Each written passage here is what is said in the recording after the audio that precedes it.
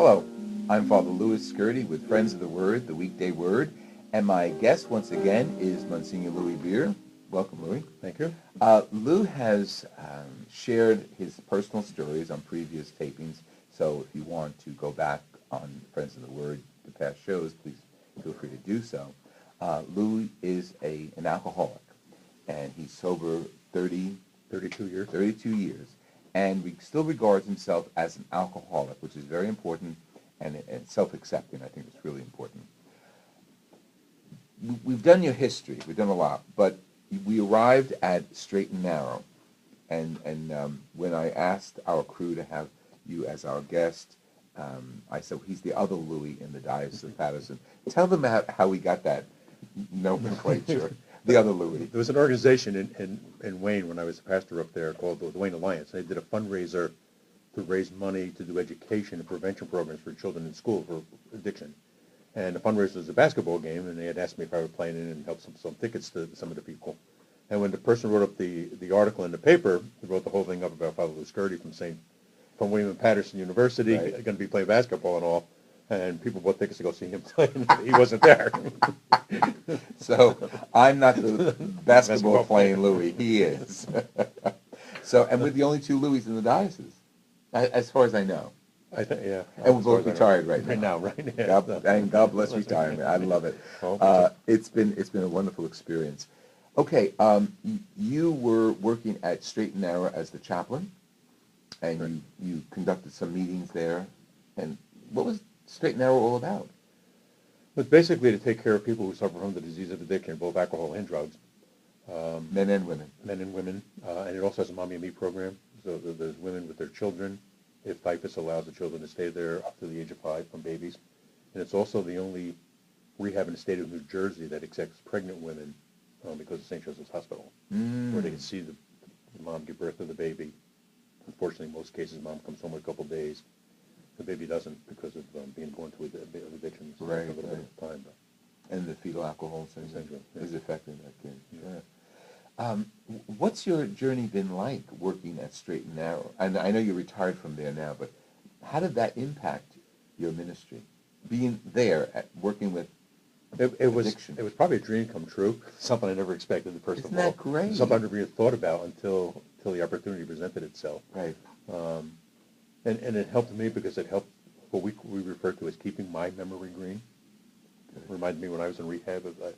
And it helped me also to help a whole lot of other people that came through there who had lost their way, some more than others.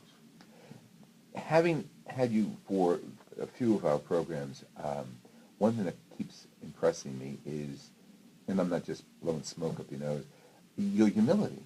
I mean, you're talking about something that's so personal, you're sharing it with thousands of people, and you deal with it in a joyful way. Is that your personality pre-alcoholism? No. Oh, Not really? at all. No, not at all. Wow. No. I think, I firmly believe, that there's an old saying, you can't keep it unless you give it away. So I'm willing to share my story with anybody that I can if it'll help them to get into recovery and stay in recovery. I think it's really important. And keeping your story green is important at the same time. Yeah. That's beautiful. One of the aspects of your chaplaincy at the rehab at Straight and Narrow was getting involved with the gospel choir. And now, I just want to tell our audience, if you want to hear the gospel choir, Straight and Narrow, you can probably go online and find them, but if you go to our site, go to 9/11, because they were featured at our 9/11 Mass, that's September 11th, that we celebrated at Annunciation. But they were involved at the chapel when I was there for many years, for various occasions. Where did it come from? Where did the gospel choir come from, affiliated with Straight and Narrow?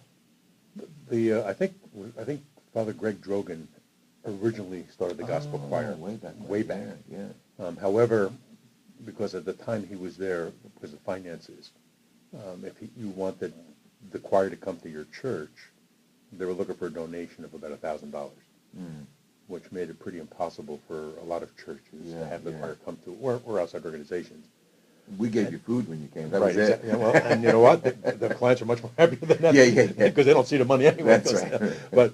And then of course when he had left, it had fallen apart and was non-existent again when I got there. Oh. Other than the two laymen that directed the choir at the time kept it going on Saturday nights for the in-services. Okay. And in-house services, but they weren't going out to visit any parishes. So it's one of the first things they said to me is, you think we could resurrect that again and start to go out? And it went from once a month to at least 4 or 5 times a month by the time I left. That's great. And it went from just Catholic churches to numerous different churches and other organizations. And not only do they sing with joy and power, but there's always a segment of witnessing, isn't there? Yes. And explain that. Yeah. We think it's really important for people who don't suffer from the disease of addiction to understand the disease.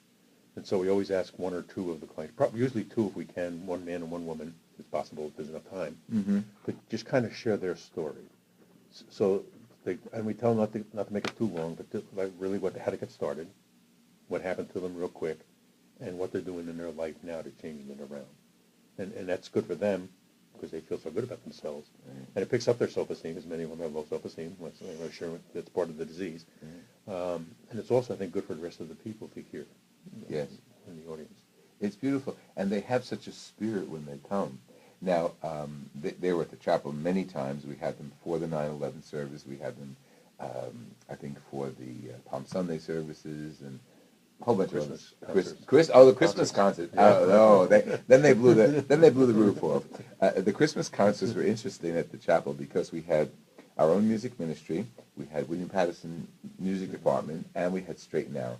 And eventually we learned we have to put Straight and Narrow at the end because they don't leave. The people don't leave. They want more. They want more. So we used to put them in the first half, and then we'd never get to the break. When I promised them food, they all shut up. What do you find is the joy element that they experience? Going out, singing? Well, I think a couple things happen. One, they start, most of them, like us probably, were brought to church when they were younger. Right. Fell away from church at some point. Really fell away from God once they got into their addiction and all. And now it's starting to bring it back again. So it helps them to get back in touch with this higher power. However they can understand this higher power. And even for me, the God that I know now was much, much different than the God when I was a little kid. And I found a lot of that through the spirituality part of the program, the loving God, a forgiving God, not the God who's sitting up there with the beard and the book and checking my name over every time I did something. Right. That was petrified about. And I think being in the choir really helped those people to find a loving and a peaceful God, which then helped them to become much more loving, peaceful people and more outgoing because they were interested in proclaiming what they believed in. Beautiful.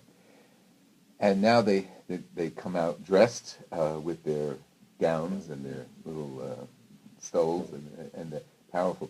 And the present pianist is a graduate of William Patterson. Yes. He got affiliated just by me listening to them, and eventually they needed a pianist there, so he joined the crew.